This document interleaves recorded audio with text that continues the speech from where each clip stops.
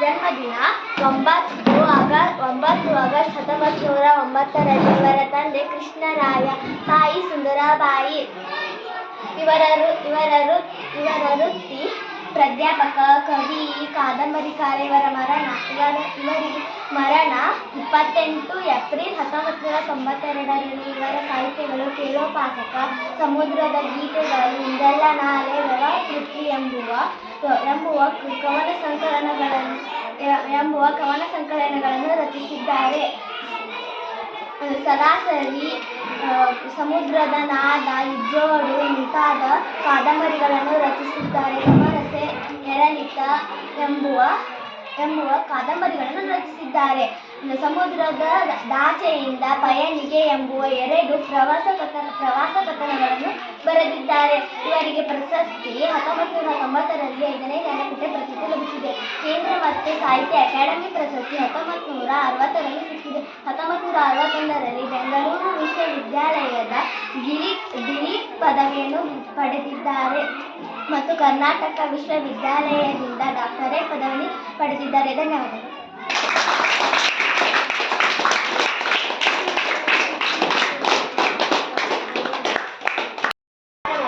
ಕಥೆಗಾರ, ಕವಿ ಮತ್ತು ಕಾದಂಬರಿಗಾರ.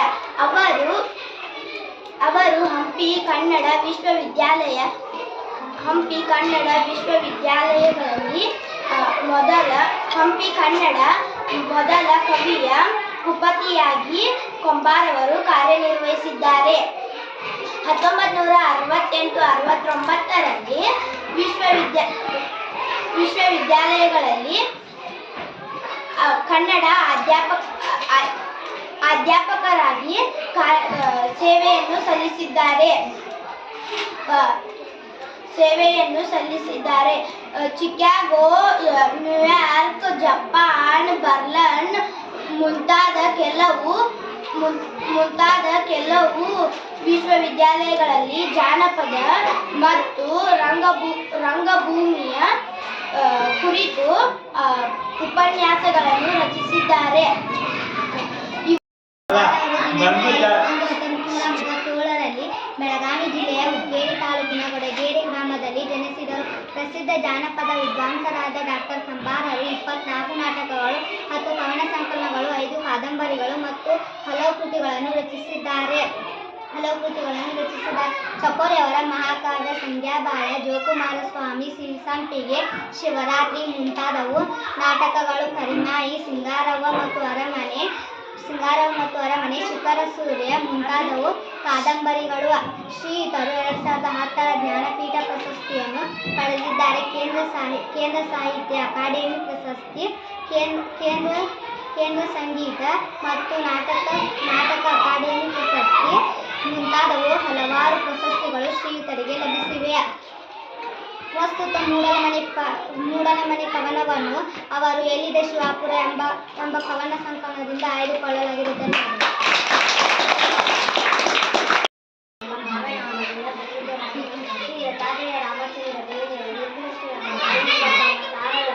ಧಾರವಾಡದ ಸಾಧನಕೆರೆಯಲ್ಲಿ ಜನಿಸಿದರು. ಅವರು ಪ್ರೌಢಶಾಲಾ ಅಧ್ಯಾಪಕರಾಗಿ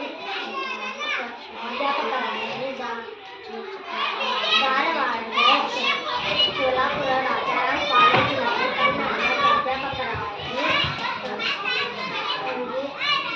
ಧಾರವಾಡದ ಬಾಣೂರು ಕೇಂದ್ರ ಸಲಹೆಗಾರರಾಗಿ ಸೇವೆ ಸಲ್ಲಿಸಿದ್ದಾರೆ. ಕನ್ನಡದ ನವೋದಯ ಸಾಹಿತ್ಯ ಪ್ರಮುಖ ಹರಿಗಳಲ್ಲಿ ಒಬ್ಬರಾದ ಇವರು ಗಣಿ, ನಾಕುತಂತಿ, ನಾದನಿಗೆ, ಮೇಘದೂತ, ಹೇಮಾವತರಣ, ಸತಿಗೀತ ಮೊದಲಾದ ಕೃತಿಯನ್ನು ರಚಿಸಿದರು. ಇವರ ನಾಕುತಂತಿ ಕವನ ಸಂಕಲನಕ್ಕೆ ಭಾರತೀಯ ಜ್ಞಾನಪೀಠ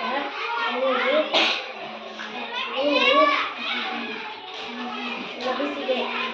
ಇವರಿಗೆ ಭಾರತ ಸರ್ಕಾರವು ಪದ್ಮಶ್ರೀ ಪ್ರಶಸ್ತಿ ಮತ್ತು ಕೇಂದ್ರ ಸಾಹಿತ್ಯ ರಾಜ್ಯ ಅಕಾಡೆಮಿ ಪ್ರಶಸ್ತಿಯನ್ನು ಲಭಿಸಿದೆ. ರಾಮಚಂದ್ರ ಬೇಂದ್ರೆ ಅವರು 1896ರಲ್ಲಿ ಧಾರವಾಡದ ಸಾಧನಕೇರಿಯಲ್ಲಿ ಜನಿಸಿದರು.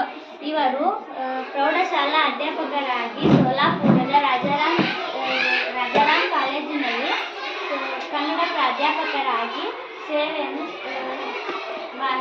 ಧಾರವಾಡ ಧಾರವಾಡದ ಬಾನುಲಿ ಕೇಂದ್ರದ ಸಲಹೆಗಾರರಾಗಿ ಸೇವೆಯನ್ನು ಸಲ್ಲಿಸುತ್ತಿದ್ದಾರೆ.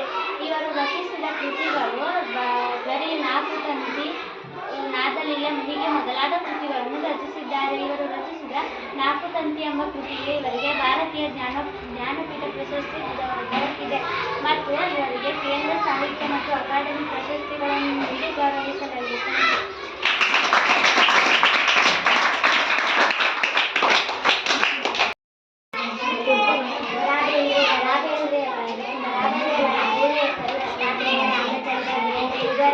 ಕನ್ನಡದ ವರ್ಷದಲ್ಲಿ 35 ವರ್ಷ 1896ರಲ್ಲಿ ಧಾರವಾಡದ ಸಾಧನ ಕೇಂದ್ರದಲ್ಲಿ ಜನಿಸಿದರು.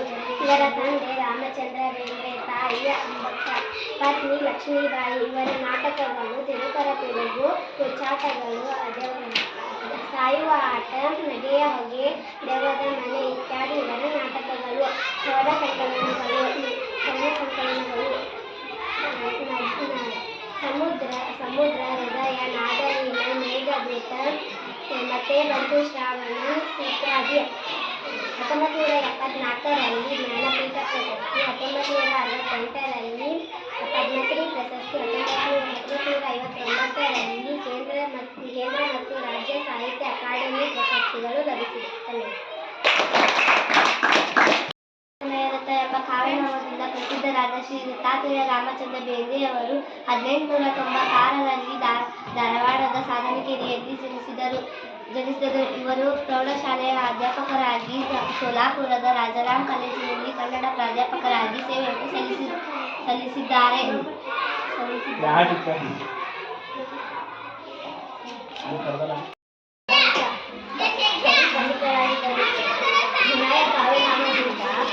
ಕನ್ನಡ ಸಾಹಿತ್ಯ ಲೋಕಕ್ಕೆ ಅವರು ಪ್ರಸಿದ್ಧ. ಅವರು 9 ಆಗಸ್ಟ್ 1909ರಲ್ಲಿ ಹಾವೇರಿ ಜಿಲ್ಲೆಯ ಸಣ್ಣೂರಿನಲ್ಲಿ ಜನಿಸಿದರು. ತಂದೆ ಇಂದಿರಾಯಿ, ತಾಯಿ ಸುಂದರಾಬಾಯಿ.